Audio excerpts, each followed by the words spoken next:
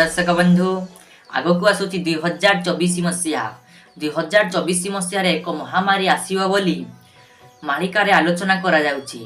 ता विषय प्रमोद सार कौन आलोचना करछंती आमे जानिबा, किंतु मालिकार गोटे पद लेखाइची कांधे कांधे मोड़ा फाटी जीव कांध पचे चमड़ा जाई फूलल देह होई जीव सर पिंधा जाई फूलल। आसंतु जानिबा प्रमोद सार कंठ में मालिकार अच्युत लिखिले रोग रूपे जोग माया शरीर खेलिब बाबू शरीर खेलिब आयत बाबू सेठारे नथिब बाबू सेठारे नथिब रोग रूपे जोग माया शरीर खेलिब शरीर रे रोग रूप जोग माया खेल खेल अच्युत पुणी से लिखिले आउ काहारी आयत बाबू सेठा नथिब से रोग गुड़िक का आयतर रहिब नाही बुझिले।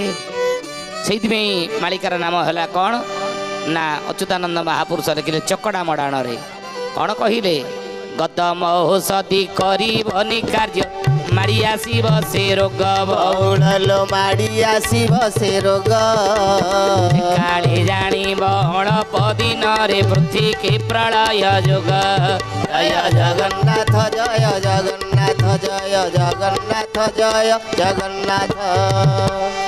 कहले बाबू रे गदम औषधि करबनी कार्य गदम औषधि सेतबेले थिला ये गदम औषधि जेते जादियन से काम करिब नाही आ जेतेबेले गदम औषधि रोग को काटू करिब नाही मेडिसिन काम करिब नाही अच्युत कहले राम रे से काले जानिब अल्प दिन रे पृथ्वी की प्रलय जुग अल्प दिन रे पृथ्वी की प्रलय जुग आसीबो बोली ये संकेत देले अच्युतानंद सी कथा कहले व्याधि होइण पिशाची आसीबे प्राणी मानंको गोपते नासिबे प्राणी मानंको गोपते नासिबे प्राणी मानंको गोपते नासिबे।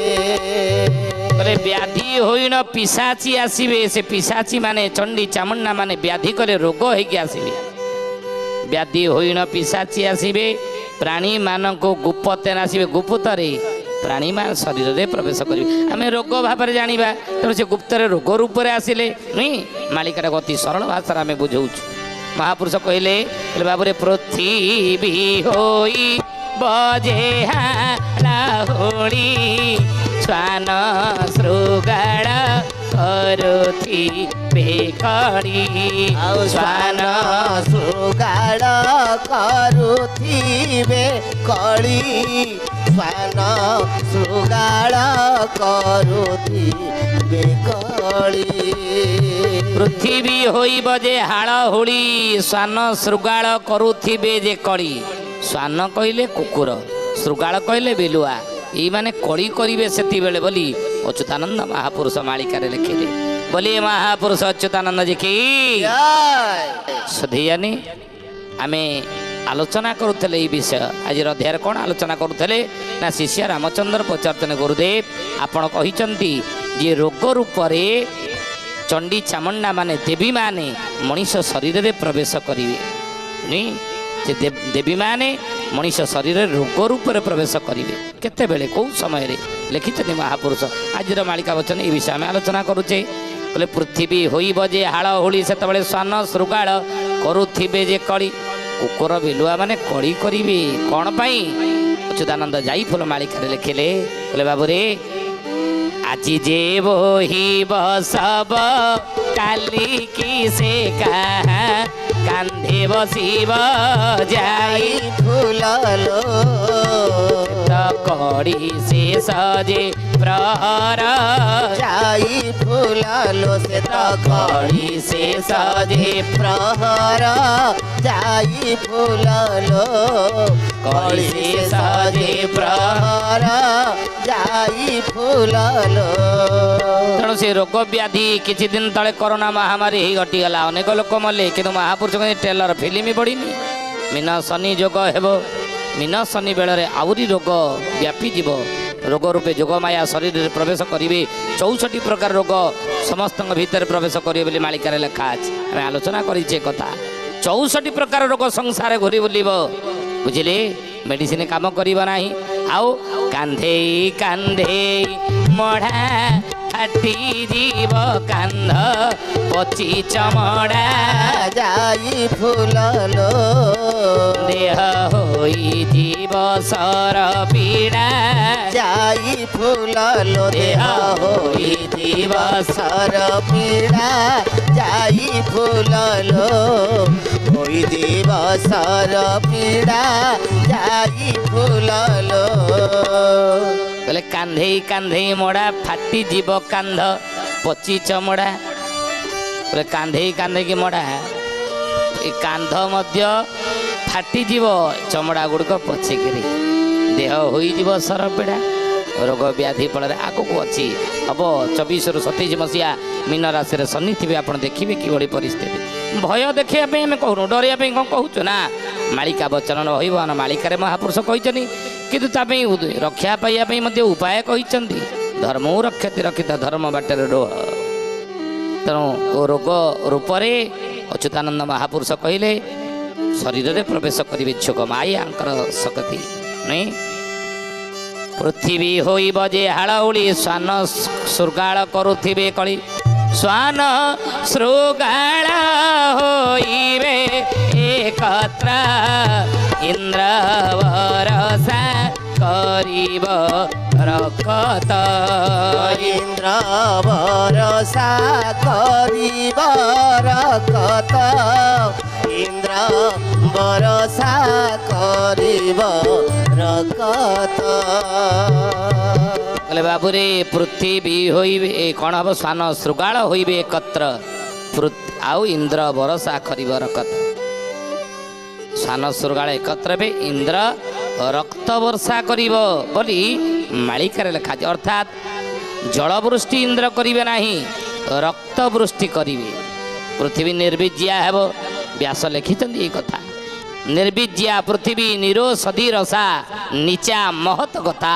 ନୁହେଁ, ପୃଥିବୀ ନିର୍ବିଜ୍ୟା ହେବ, ନିରୋଷଧି ରସା, ଔଷଧିରେ ରସ ନଥିବ।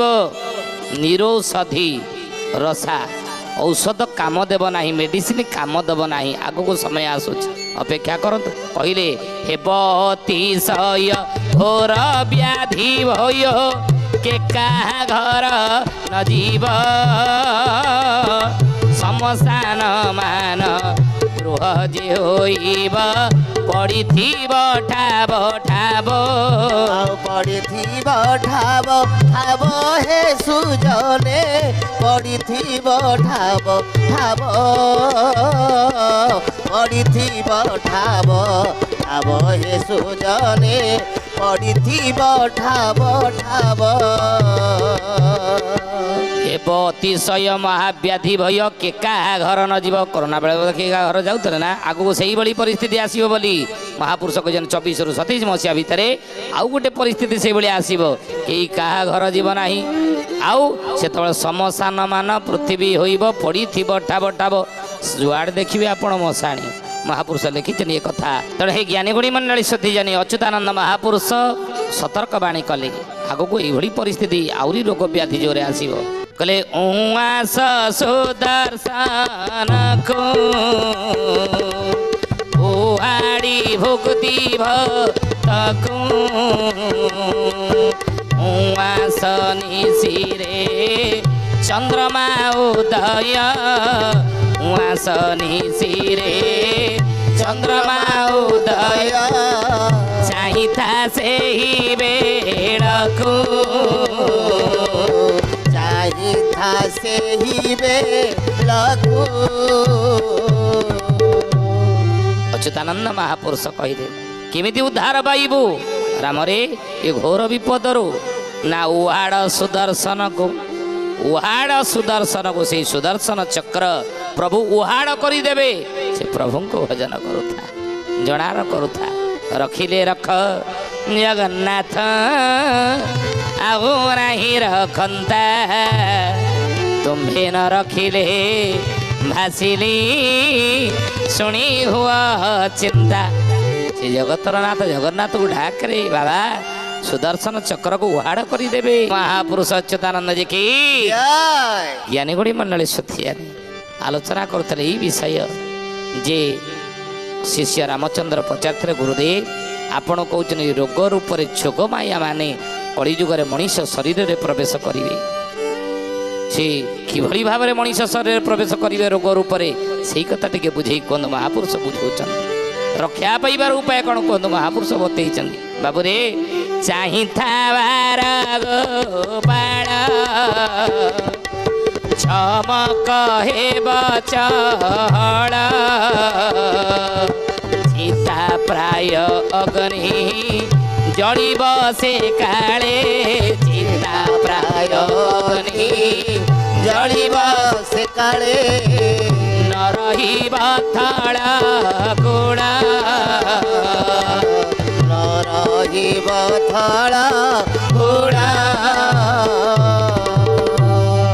ମହାପୁରୁଷ କହିଲେ ରାମରେ ଚାହିଁଥା ବାର ଗୋପାଳ ଅଚ୍ୟୁତ କହୁଛନ୍ତି ହେ ବାର ଗୋପାଳ ମାନେ ସେ ସମୟକୁ ଅପେକ୍ଷା କରିଥାଅ ଆସିବ ସେ ସମୟ ଭୟଙ୍କର ପରିସ୍ଥିତି ଆସିବ ଜଗତେ ପଡ଼ିବ ଦୁଃଖ ବହୁଳ ବିରଜା ଦେଲେଣି ଡାକ ଦେବୀ ବିରଜା ଡାକ ଦେଇ ସାରିଲେଣି ଚଣ୍ଡୀ ଚାମୁଣ୍ଡା ମାନଙ୍କୁ ସାଙ୍ଗରେ ଧରି ନବକୋଟି କାତ୍ୟାୟନ ସାଙ୍ଗରେ ଧରି ରୋଗ ରୂପରେ ସଂସାର ଦେବୀ ମାନେ ମଣିଷ ଶରୀରରେ ପ୍ରବେଶ କରି ମ୍ଲେଚ୍ଛ ପାପିକି ବିନାଶ କରିବେ। ଚାହିଁଥା ବାର ଗୋପାଳ ଚମକ ହେବ ଚହଳ ଚରେ ଲେଖିଲେ ଏ ବାର ଗୋପାଳ ମାନେ ମହାପୁରୁଷ କହୁଛନ୍ତି ହେ ଦ୍ୱାଦଶ ଗୋପାଳ ମାନେ ଚାହିଁଥାଅ ସେ ସମୟକୁ ଅପେକ୍ଷା କରିଥାଅ ଚମକ ହେବ ଚହଳ ଚମକ ପଡ଼ିଲା ଭଳି ଆସିବ ପରିସ୍ଥିତି। ଆଉ ଚିତା ପ୍ରାୟ ଅଗ୍ନି ଜଳିବ ସେକାଳେ ଚିତା ପ୍ରାୟ ଅଗ୍ନି ଜଳିବ ଚିତା ଯେମିତି ଲିଭେ ନାହିଁ ଚିତା ଲିଭିବ ନାହିଁ ନ ରହିବ ଥଳଖୋଳ ଥଳଖୋଳ କିଛି ରହିବ ନାହିଁ ରେ ବାପା। ପୁରା ମହାପୁରୁଷ କହିଲେ ଛାଡ଼ି ଘର ଦ୍ୱାର ମାନ ଓଳାଇବେ ସର୍ବଜନ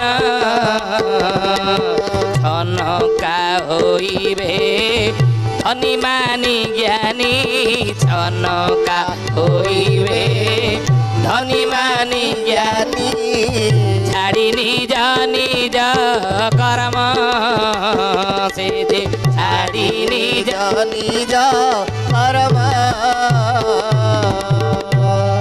କହିଲେ ବାବୁ କ'ଣ ହେବ ନା ଛାଡ଼ି ଘର ଦ୍ୱାର ମାନ ପଳାଇବେ ସର୍ବଜନ ଛାଡ଼ି ଘର ଦ୍ୱାର ମାନ ପଳାଇବେ ସର୍ବଜନ ସବୁ ଲୋକମାନେ ଗାଁ ଛାଡ଼ିକି ପଳେଇବେ ସ୍ଥାନ ଛାଡ଼ିକି ପଳେଇବେ। ଆଉ ଛନକା ହୋଇବେ ଧନୀ ମାନି ଜ୍ଞାନୀ ଛନକା ଆଜି ଧନୀ ମାନେ ଜ୍ଞାନୀ ସବୁ ଛନକା ହଉନାହାନ୍ତି କି ଯେଉଁମାନେ ଧନୀ ଯେଉଁମାନେ ମାନି ଯେଉଁମାନେ ଜ୍ଞାନୀ ସବୁ ଛନକା ଭିଜିଲାନ୍ସ ରେଟ୍ କରୁଛି ଛନକା ଆଗକୁ ସେଇଭଳି ହେବେ। ସେ ଧନ ପଇସା ରଖିକି କରିବେ କ'ଣ ଖାଇବେ ପଇସା ଖାଇବେ ପଇସା ପାଖରେ ଥିବ ଖାଦ୍ୟ ପଦାର୍ଥ ନଥିବ ଯାହାକୁ ଅତୀତରେ ଆମେ ଆଲୋଚନା କରିଥିଲେ ମଣିଷ ଖାଇବ ମଣିଷ ମାଉଁସ ଖାଇବାକୁ ବାଧ୍ୟ ହେବ ଏଭଳି ପରିସ୍ଥିତି ଆସିବ। ତେଣୁ ସେତେବେଳେ ମହାପୁରୁଷ କହିଲେ ଛନକା ହୋଇବେ ଧନୀ ମାନି ଜ୍ଞାନୀ ଛାଡ଼ି ନିଜ ନିଜ କର୍ମ ଆଉ କିଏ କେଉଁ କର୍ମରେ ରହିବ। ତେଣୁ ହିଁ ଜ୍ଞାନୀ ଗୁଣୀ ମଣ୍ଡଳୀ କେତେବେଳେ ନା ଯେତେବେଳେ ରୋଗ ରୂପରେ ଯୋଗମାୟା ଶରୀରରେ ଖେଳିବେ। ହେ ଜ୍ଞାନୀ ଗୁଣୀ ମଣ୍ଡଳୀ ପୁଣି ଅଚ୍ୟୁତାନନ୍ଦ ମହାପୁରୁଷ କ'ଣ କହିଲେ ମାଳିକାର ନାମ କଳିକଳ୍ପ ଗୀତା ପଞ୍ଚମ ଅଧ୍ୟାୟ ପୃଷ୍ଠା ହେଲା 28 ଏଠି ଲେଖିଲେ କହିଲେ ବ୍ୟାଧିର ପରେ ଥୋକାଏ ମରିବେ ଡାକିନି ମାନେ ଥୋକାଏ ନାସିବେ ଡାକିନି ମାନେ ଥୋକାଏ ନାସିବେ ଡାକିନି ମାନେ ଥୋକାଏ ନାସିବେ। ବ୍ୟାଧିର ପରେ ଥୋକାଏ ମରିବେ ଡାକିନି ମାନେ ଥୋକାଏ ନାସିବେ। ଆମେ ଆଲୋଚନା କରୁଥିଲେ ଜଗତେ ପଡ଼ିବ ଦୁଃଖ ବହୁଳ ବିରଜା ଦେଲେଣି ଡାକ 64 ଯୋଗ୍ନି ସଙ୍ଗତରେ ଘିନି ସଂସାରେ ପଡ଼ିବ ଦୁଃଖ ସଂସାରକୁ ଗୋଟେ ଦୁଃଖ ଆସିବ ଅନେକ ପ୍ରାକୃତିକ ବିପର୍ଯ୍ୟୟ ଦୁଃଖ କିନ୍ତୁ ସେ ଦୁଃଖ ଭିତରେ ଏଇ ଯେଉଁ ମହାମାରୀ ଏଇ ଯେଉଁ ରୋଗ ବ୍ୟାଧି ଏ ଦୁଃଖ ମଧ୍ୟ ପଡ଼ିବ। এই দেবী বিরজা 64 যোগিনী সঙ্গতরে ঘেনি সংসারে রোগ রূপরে সমস্ত ভিতরে প্রবেশ করে দুঃখ দেবে ଜଗତକୁ ଦୁଃଖ ପଡ଼ିବ। 24ରୁ 27 ମସିହା ଭିତରେ ଆହୁରି ଗୋଟେ ବଡ଼ ରୋଗ ଆସିବ ବୋଲି ଅଚ୍ୟୁତାନନ୍ଦ ସତର୍କ କରିଛନ୍ତି। ତେଣୁ ସେଇଥିପାଇଁ ରକ୍ଷା ପାଇବା ପାଇଁ ମହାପୁରୁଷ କହିଲେ ଉହାଡ଼ ସୁଦର୍ଶନକୁ, ସେଇ ସୁଦର୍ଶନ ଚକ୍ରକୁ ପ୍ରଭୁ ଉହାଡ଼ କରିବେ ଯଦି ସେ ପ୍ରଭୁଙ୍କ ଚରଣ ଯୁଗଳ ତଳେ ଆମେ ଶରଣ ନେଇଥାଉ।